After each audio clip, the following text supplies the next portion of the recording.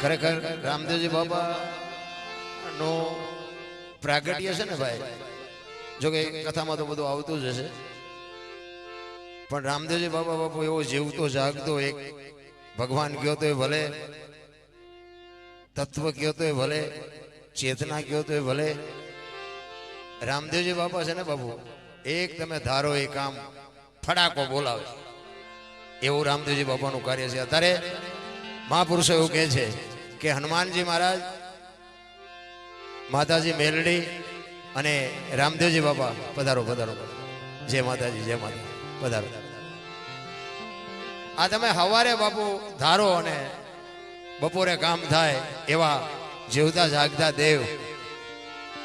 પણ આ ભજનના પ્રોગ્રામ છે ને બાપુ હાલે છે ઘણા બધા, ભજન ને કથા ને ધૂન ને માતાજીના માંડવાન. મને ક્યારેક ક્યારેક વિચાર થાય કે આટલું બધું ધર્મનું કાર્ય હાલે છે તો બાપુ બગાડ કાં નથી અટકતો? મને તો એ એક પ્રશ્ન ઉભો થાય છે. આ ખોટું છે, કોઈ આ રૂપિયા આપે છે ખોટા છે એવી વાત નથી, પણ બગાડ કેમ નથી ઉભો રહેતો? કંઈક વિચારવા જેવું તો છે. ભજન એમના સમજાય એવી વાત જ નથી બાપુ. એની માટે સદગુરુ જોવે. એક વાણી કહે છે ને કે રામ કિસી કો મારે નહીં હસો પાપી નહીં રામ, આપે આપ મર જાત હે ને કરતે કુડે કામ. એ કે રામ નથી કોઈને મારતો, તા વાલીને રાવણ ને આ બધાને કોઈને માર્યા? એટલે છે બધું અટપટું. કારણ કે મારે છે એ વાત એ પાકી છે, નથી મારતો એ વાત એ પાકી છે. એક વાણી કહે છે પેલા મેં જન્મા પછી જન્મા બડા ભાઈ, ધામધૂમથી મારા બાપા જન્મા પછી જન્મી મારી માં, વાહ નો ભાંગી નાખે ખો. પછી સાચું, હવે એ તમને નો સમજાય તમારો પ્રશ્ન છે. અમે તો કહીએ છીએ કે સંતો કહે છે ખોટું હોય નહીં, પણ આ વાતું કરવી ક્યાં? દુકાન તો બાપુ ગરાગો અહીંયા ખોલાય ને નાખવું ક્યાં? ખાનારા નો મળે તો નાખવું ક્યાં? વાડીમાં ખાનારા નથી મળતા. એટલા માટે જ મહાપુરુષોએ તમને મને ઘણી બધી વાત કરી છે. પણ રામદેવજી બાપા નો એક વાણી છે કે હરભુજીને હૈયે હરખ અપાર, ઘોડલા ચરંતા દીઠ્યા રામા પીરના. આ ભજન સીતારામ બાપુ બધા એ રામદેવજી બાપાને જ્યાં જ્યાં ભજન બન્યા છે ને બાપુ અહીંયા વાતું પડી છે. એમના ભજન કોઈથી બને નહીં, અને જો બનતા હોત ને તો અત્યારે બુદ્ધિ તો ખૂબ છે માણામાં. એક ભજન બનાવીને બજારમાં મૂકો જો હાલે, નો હાલે, ખોટી વાત. એટલા માટે હરભુજીને હૈયે હરખ અપાર, ઘોડલા ચરંતા. જો શબ્દ ઉપર બાપુ ભજનનું મંથન ન થાય ને એટલે ભજન નથી સમજાતું. ભજન ગાય છે, ગૌરાવે છે, કરે છે, હું ખોટું છે એવી કોઈ મારી વાત નથી, પણ આની માલિકો અંદર ઉતરવાની જરૂર છે, ભજનના મંથનની જરૂર છે. બાકી નકરું બોલે કઈ વળે એવું નથી.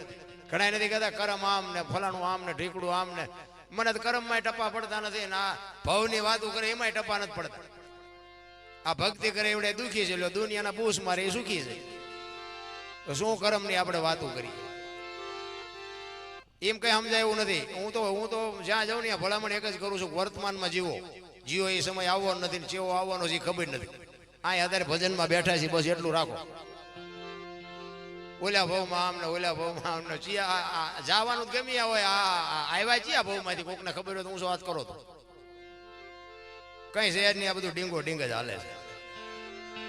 ભાવ કઈ શહેર નહીં. આ મળ્યો સુધારી લ્યો, કાલ ની ખબર નથી ને ભાવ ની હું ખોડ્યું હોય કઈ નથી. આનંદ કરવાનો. આ સ્વર્ગ વર્ગ ની વાતો કરતા મને તેમ થાય કે આપણે અત્યારે બેઠા સ્વર્ગમાં છીએ. લ્યો હે સ્વર્ગ કેવું હોય? બધા કે સોનાના સિંહાસન ઉપર ઇન્દ્ર ભગવાન બેઠા છે, ત્યાં ઇન્દ્ર ની અપજ રહ્યું છે, ત્યાં નાચ કરે છે, ત્યાં ફુવારા છે, ત્યાં કોઈક જી આવ્યું હોય કોને મારા પગ ઝાલવા જી આવ્યું કોઈ આથી બીજું કયું સ્વર્ગ જોવે ભલામણ? મને તો એમ થાય સતયુગમાં હરિશ્ચંદ્ર રાજા અયોધ્યાનો મહારાજા બાપુ એક ગુરુ મહારાજના શબ્દને ખાતર બૈરાની હરરાજી કરવી પડે. અટાણે હજી આપણો બૈરા વેસવાનો ક્યાં વારો આવ્યો ભલામણ? આવું દુનિયામાં ક્યાં જીવન મળે રામ? હજી બૈરા વેસવાનો વારો નથી આવ્યો આપણો. પણ જ્યાં જાવ એ બધા રોવે જ છે યાર. અમારી ભાઈ આ નથી, અમારી ભાઈ મરો ન હોય તો.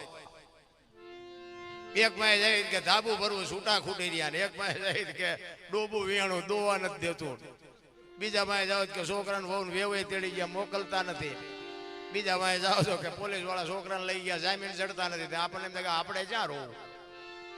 નરસિંહ રોવે, મીરા રોવે, જેઠીરામ રોવે, હે મારા નાથ તે અમને માણા બનાવ્યા. જો આભા ન થાય તો માણાનો અવતાર ફોગટ વ્યો જાય. ભલા जानवर पूजाय મહાપુરુષોના શેડા અડી ગયા, એના જાનવર પૂજાય, હળદીના ઘાટ ઉપર મહારાણા પ્રતાપનો ઘોડો પૂજાય, સતાધારમાં પાડો પૂજાય, જબરાળામાં ભેંસ પૂજાય, કચ્છમાં દાદા મેકરણનો કૂતરો ને ગધાડો પૂજાય.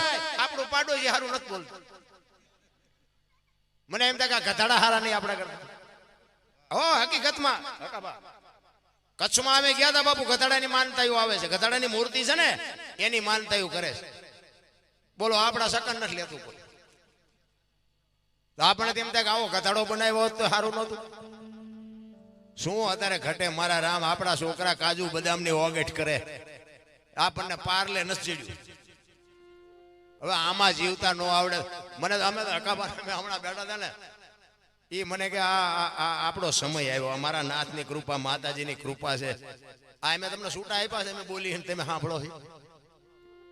આ કઈ કમાણી છે બાપુ, મને ટપા નથી પડતા. એટલે કે મારો તો જોકે બધો લગભગ ઘણો બધો જાણીતો ડાયરો છે, એટલે કે મારો ઇતિહાસ તો બાપુ જેસલ કરતા ખરાબ છે. અને હું તો એક ખટારાનો ડ્રાઈવર, અત્યારે નથી આંકતો, પણ ખટારાનો ડ્રાઈવર તો 19મી કોમ નો કહેવાય. ખટારાના ડ્રાઈવરને કોઈ પાણી પાય. આવા આવા મહાપુરુષો હેઠે બેઠા છે ને અમને ધરી બેહાર્યા છે. બાપુ આ કયો છેડો છે? એમ જીવનમાં મારાનો અવતાર મળ્યો છે ને, હું તો એમ કહું છું કોકને ઉપયોગ ન થાય કઈ નહીં, પણ નડો નહીં તો ભજન થઈ જાય. ભજનની વાત જ આખી જુદી છે. આમ બેહી જાવ ને બાપુ મજા આવે. મને એમ થાય કે આવડા તમે મારી સાચી માથે બેઠા ઉભા હોય એવું લાગે. બેહી જાવ તો મજા આવે. ભલે તમને ઉભા રહેવામાં મજા આવતી હોય તો ઉભા રહો, પણ થોડાક આગા ઉભા રહો તો ઓલા બીજા બે હતા ફાવે. બેહી જાવ તો મજા આવે. બેહી જાવ, બેહી જાવ. ઘણી બધી જગ્યા છે અને વ્યવસ્થા સારી છે. બેહી જાવ.